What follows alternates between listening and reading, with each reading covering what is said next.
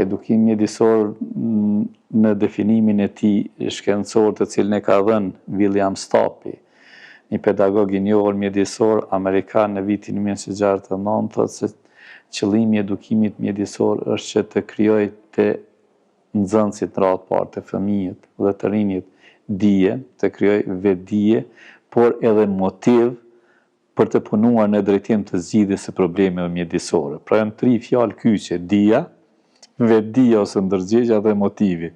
Nëse njëra nga këto të trija nuk qalon, do të thotë nuk plotësohet qëllimi.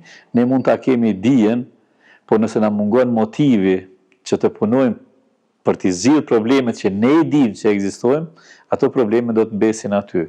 Cila nga këto po na mungonive? Në Kosovë. Unë po mendoj se me dije tashmë qëndroj mirë. Rrjetet sociale, edukimi kanë mundësuar që madje edhe njerëz më të painteresuar të kanë dije që ndotja shkakton problem. Pra në këtë dimension ne nuk qalojmë. Gjithë secili e di se ta hudhësh një mbeturin aty ku nuk e ka vendin, bën një dëm. Me vetdijen do të thotë jemi më mangut.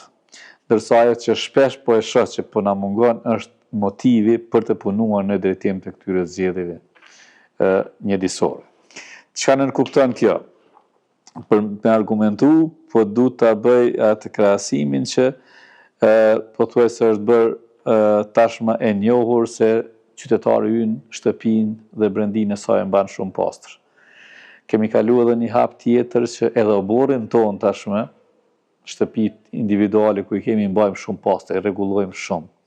Po sa po dalësh për te i tyre, mungon ai motivi që unë duhet kontriboj që edhe kjo pjesë të jetë sikurse oborrin.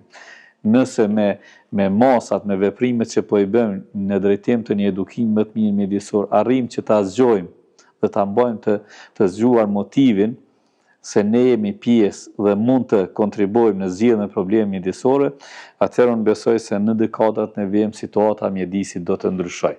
Nuk mund të themi se nuk ka pasur disa përmirësime të vogla, por situata po na paraqitet ende mjaft e rëndë dhe komplekse.